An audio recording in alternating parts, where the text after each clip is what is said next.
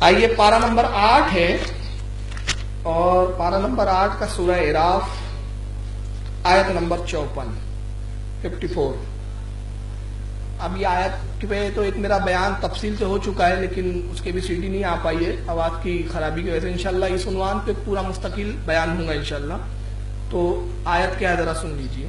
سورہ اعراف میں اللہ رب العزت ارشاد فرماتا ہے، پارہ نمبر 8 سورہ اعراف آیت نمبر 54، ان ربکم اللہ الذی خلق السماوات والارض فی 6 ایام ثم استوی علی العرش، بے شک تمہارا رب اللہ ہے جس نے آسمان اور زمین 6 دن میں بنائے۔ اب اس کے بعد جو آیت ہے ثم استوی علی العرش، اس آیت کا ترجمہ کیا کیا جاتا ہے سنیے۔ یہاں تو ابھی اختلاف نہیں ہے کہ اللہ نے زمین و آسمان 6 دن میں بنائے، سب کا یہی ترجمہ ہے، لیکن اب ان حضرات نے کیا ترجمہ کیا پھر سنیے۔ ثم استوی علی العرش، اللہ نے 6 دن میں زمین و آسمان بنائے۔ محمود الحسن صاحب کہتے ہیں پھر قرار پکڑا عرش پر، یعنی پہلے ہل رہا ڈل رہا تھا، پھر عرش بنایا، اس پہ جا کے قرار پکڑ لیا، یعنی انہوں نے اللہ کا بیٹھنا تسلیم کیا۔ معاذ اللہ۔ تھانوی صاحب کہتے ہیں پھر عرش پر قائم ہوا۔ قائم ہونا کسے ہم کہتے ہیں؟ گڑھا کھود دیا، گڈھا کھود دیا اور ایک ڈنڈا اور کھمبا گاڑ دیجیے، ہم کہتے ہیں اس کو ہم نے قائم کر دیا، یعنی عرش میں جا کے قائم ہو گیا اللہ تعالیٰ۔ معاذ اللہ۔ جالندھری صاحب کہتے ہیں پھر عرش پر جا ٹھہرا، مطلب گردش میں تھا، پہلے تو گردش میں تھا، گھوم رہا ہوں گا، چکر کاٹ رہا ہوں گا، پھر جا کے عرش پہ ٹھہر گیا۔ اس پہ میں نے 5 سوالات کیے اس سی ڈی میں ابھی وہ سوال دہرا دوں گا جتنے یاد آ جائے۔ عبد الماجد صاحب کہتے ہیں کہ پھر قائم ہو گیا عرش پر۔ وحید الزما صاحب کہتے ہیں پھر زمین و آسمان بنانے کے بعد تخت پر چڑھا۔ عرش کو انہوں نے تخت بتایا اور اس کو اللہ کو چڑھتے ہوئے بتا دیا۔ یہ اللہ کی ذات کے لائق الفاظ استعمال ہو رہے ہیں ان کے۔ مودودی صاحب تو بہت زیادہ آگے بڑھ گئے، کہتے پھر تخت سلطنت پر جلوہ فرما ہوا۔ سلطنت جیسے بادشاہ، تصور دیکھیں اللہ کے بارے میں ان لوگوں کا، اور یہ توحید کے ٹھیکیدار ہے۔ میں تو کہتا ہوں بیٹا توحید پہ پہلے مناظرہ کر لو تم ہم سے، درگاہ اور چادر پہ بعد میں مناظرہ کرنا۔ بہت توحید کا ان کو زوم ہے ان لوگوں کو۔ آج کل تو ہم توحید پہ ہی بول رہے ہیں ابھی، کیونکہ ابھی سنی لوگ توحید پہ اس لیے نہیں بولتے تھے۔ الحمدللہ ہماری توحید مضبوط ہے، نجات عشق رسول کی بنا پر ہے۔ اور توحید کیوں مضبوط ہے؟ اللہ کے نبی کی حدیث ہے بخاری شریف میں، اللہ کے نبی نے فرمایا میری امت میں شرک کبھی اب ہوگا ہی نہیں، مجھے شرک کا اندیشہ ہی نہیں ہے۔ یہ منحوس ہے کہ لوگوں کو مشرک کہتے پھر رہے ہیں، اور خود جو ہے اتنے بڑے بڑے شرکوں میں گرفتار ہے۔ اللہ کو تخت پہ بٹھا کے بھی یہ معاہد کہلاتے ہیں، ٹھیکیدار بنتے ہیں۔ تو کہتے ہیں کہ تخت سلطنت پر جلوہ فرما ہوا مودودی صاحب، یعنی تخت ہے ایک سلطنت کا، اللہ اس سلطنت کے تخت پہ بیٹھا ہوا ہے اور وہاں سے بھی نظام چلا رہا ہے۔ وہ ایک دنیا دار بادشاہ کا تصور کر رہے ہیں۔ پارک صاحب نے اس کو اور کھول دیا مودودی صاحب کی اس بات کو جو میں کہہ رہا ہوں۔ کہتے پھر عرش پر یعنی کائنات کی بادشاہی کے تخت پر خود ہی جلوہ فرما ہوا، یعنی خود ہی لفظ لا کے انہوں نے تھوڑا سا سوچا کہ کہیں ایسا نہ ہو کہ سب تو یہی لکھتے ہوئے آ رہے ہیں تخت پر بیٹھا، تخت پہ چڑھا، تو کسی کو یہ نہ لگے فرشتے اور نے دھکا دے کے تو نہیں بٹھا دیا۔ تو انہوں نے کہا نہیں خود ہی بیٹھا، یعنی انہوں نے بہت بڑا تیر مار لیا پارک صاحب نے۔ انہوں نے ترجمے میں خود لفظ ایک اضافہ کر دیا، گڑبڑ نہیں کرنا، دیکھو ایسا مت سوچنا کہ عرش بنایا پھر فرشتوں کا سہارا لے کے فرشتوں نے چڑھا اڑا دیا ہوگا اس کو، کرے نہیں خود ہی بیٹھا ہوں۔ اور کہاں بیٹھا؟ کائنات کی بادشاہی کے تخت پر، یعنی یہ تخت پر بٹھائے بغیر چین نہیں ہے ان کو۔ فہیم الدین صاحب کہتے ہیں پھر عرش پر قائم ہوا۔ تو سارے جتنے مترجم ہیں اعلیٰ حضرت کے علاوہ سب کیا ترجمہ کر رہے ہیں؟ عرش پر بیٹھا، عرش پر چڑھا، عرش پر قرار پکڑا۔ مگر میں ایک بات آپ کو عرض کر دوں، یہ آیت ہے آیت متشابہات۔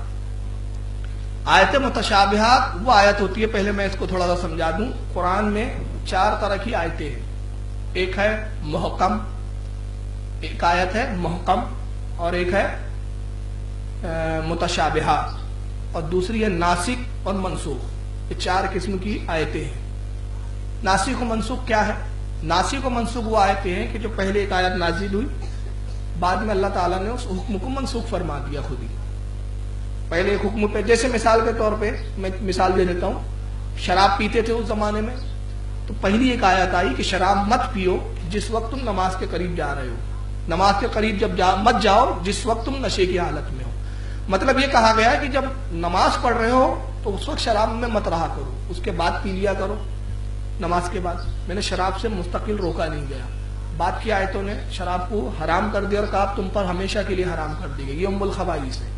تو پہلی آیت منسوخ ہو گئی. اب اگر آج کوئی بولے نہیں قرآن میں تو ہے کہ نماز کی حالت میں جب ہو تم نماز کی طرف مت جاؤ, جب نشے کی حالت میں ہو تو مطلب نماز کے علاوہ شراب پی سکتے ہیں, پیتے بیٹھے رہے, تو آپ کہیں گے بیوقوف ہے کیا, بعد میں یہ آیت آئی جس نے روک دیا. تو ایسی بہت ساری آیتیں ہیں کہ جو پہلے تھی بعد میں منسوخ ہو گئی.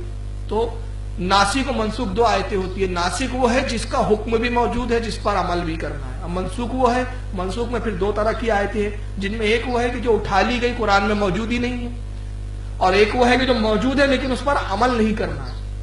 اور دوسرا ایک جو ہوتا ہے وہ ہوتا ہے متشابہات اور محکم. متشابہات وہ آیتیں جس کے معنی اللہ رسول کے سوا کوئی نہیں جانتا, اس کا ترجمہ بتایا ہی نہیں گیا.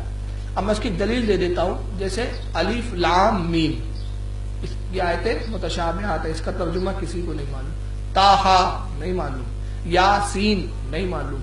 تو اس طرح ایسی آیتیں بہت ساری, اور ایک مستقل بھی آیتیں ہیں کہ جس کا ترجمہ نہیں کیا جاتا وہ متشابہات ہے, یا اگر اس کا ترجمہ کیا جاتا تو اس پر صرف پڑھنے کی حد تک, اور اللہ کا کلام ہے اس پر ایمان لانا ہے ہمیں, لیکن اس کے معنوں میں ہم قید نہیں کریں گے. قید کریں گے تو ہم گمراہ ہو جائیں گے, اس سے منع کر دیا گیا ہمیں.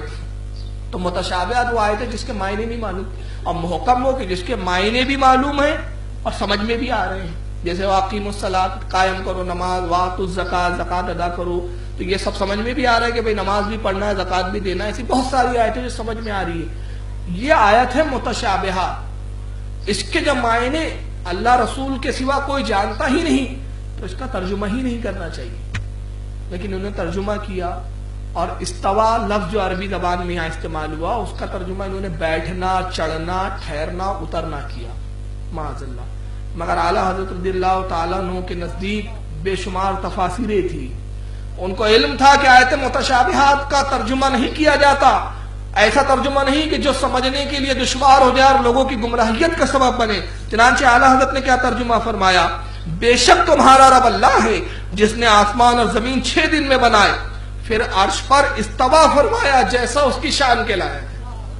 قرآن نے یہاں پر استوا لفظ کہا, اعلیٰ حضرت نے استوا کو استوا ہی لکھ دیا, ترجمہ ہی نہیں کیا, کیونکہ ترجمہ کریں گے تو وہ تو معنی غلط ہو جائیں گے معاذ اللہ.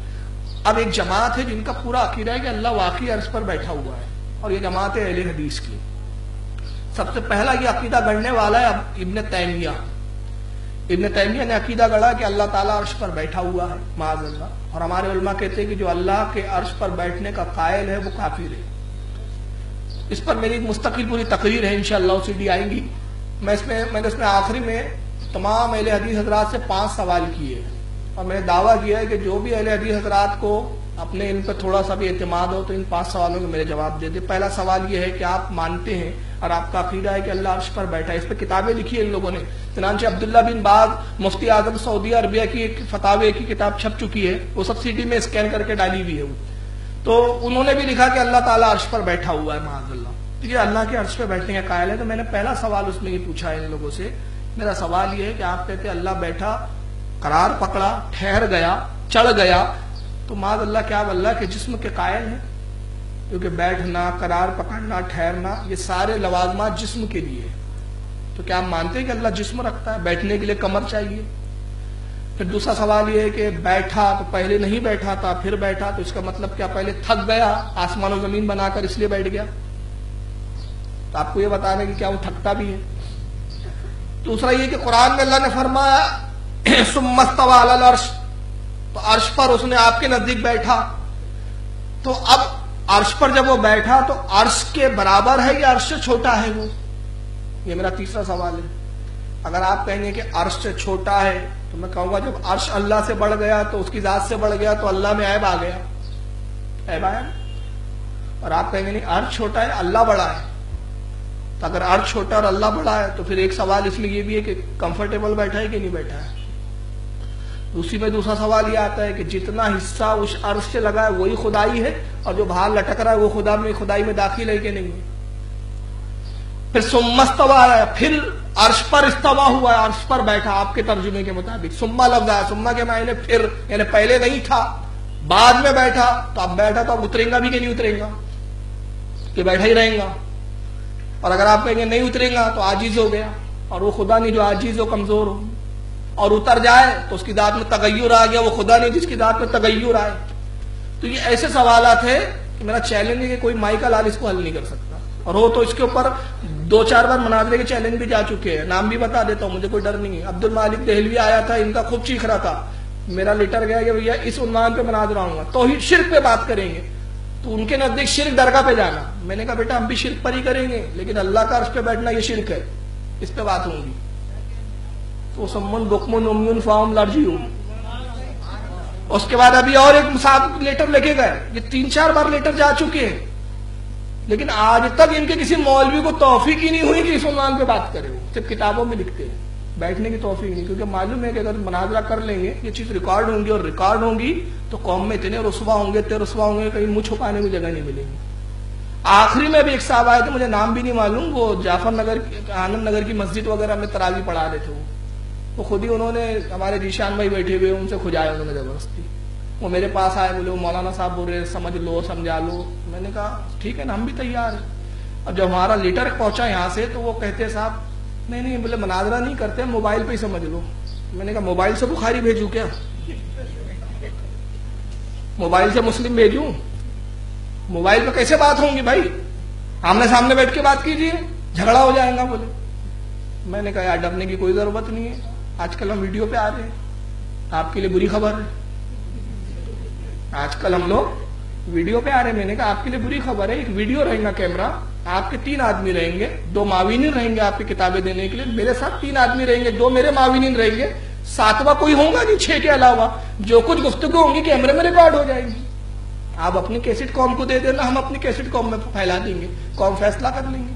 کہا نہیں کیمرے کی کیا ضرورت ہے؟ میں نے کہا یار کیمرہ جائز ہے ناجائز یہ تو ہمارے اختلافی مسئلہ ہے، آپ کیا تو ہے ہی نہیں، آپ کیوں اتنا ڈر رہے؟ تو کیمرے پہ انہوں نے لایا ہم کو مجبور کر کے، ہم آنا نہیں چاہتے تھے، ہمارے علماء منع کرتے تھے، مجبور انہوں نے کیا، مگر اب خود کیمرے سے پناہ مانگ رہے ہیں، اب خود بھاگ رہے ہیں، یہ کیمرہ ان کے لیے وبال جان بنے گا انشاءاللہ، کیونکہ اب ہمارے وہ بھی علماء کیمرے پہ آ رہے ہیں جو صلاحیت رکھتے ہیں، اب جب تک نہیں آ رہے تو جو خود دنگل کھیل رہے تھے، اب جب ہم آنے لگے تو اب یہ چھپتے پھر رہے ہیں، اب آنے کو تیار نہیں ہے۔ تو آج بھی میں کہہ رہا ہوں کہ ترجمے کے اوپر چاہے تو بات کر لیں، جس عنوان پہ چاہے بات کر لیں، لیکن بات کا پہ کرتے رفع دین پہ کر لو۔ ابھی میں نے کہا تمہارے مولانا خود لکھتے کہ جو رفع دین نہیں کرتے ان کی بھی نماز صحیح ہے، جو کرتے ان کی بھی صحیح ہے، اس پہ کیا بات کرنا، بات اس پہ کیا کرنا؟ ہم امام ابو حنیفہ 1000 بار بول چکے، ہم امام ابو حنیفہ کے مقلد ہیں، ہمارے امام کے نزدیک رفع دین نہیں ہے، ہم نہیں کرتے، امام شافعی کے نزدیک نہیں ہے، وہ ہے وہ کرتے ہیں، یہ تو اماموں کا معاملہ ہے۔ بات عقیدے پہ کرو، مسائل پہ کرتے ہو، رفع دین، آمین بالجہر، فاتحہ خلف امام، یہ کیا مسئلے ہیں؟ حالانکہ اس پہ بھی بات کر سکتے لیکن عقیدے پہ نہیں آتے۔ تو بہرحال ان کا عقیدہ یہ ہے کہ اللہ عرش پر بیٹھا ہے۔ اب بتائیے اللہ جسم سے پاک، وہ جسم و جسمانیات سے پاک، تو بیٹھنے کے لیے جسم چاہیے کہ نہیں چاہیے؟ تو اعلیٰ حضرت واحد وہ شخصیت ہے کہ جو ایسی توحید کی حفاظت یہاں فرماتی ہے۔ جب دیکھتے کہ آیت متشابہات ہے تو بے ساختہ جو ترجمہ آپ کے قلم سے آپ کی زبان سے جاری ہوتا ہے، جس کو حضرت مولانا امجد علی تحریر فرماتے ہیں، تو وہ یہ ہوتا ہے کہ پھر عرش پر استوا فرمایا جیسا اس کی شان کے لائق ہے، استوا کا ترجمہ ہی نہیں کیا۔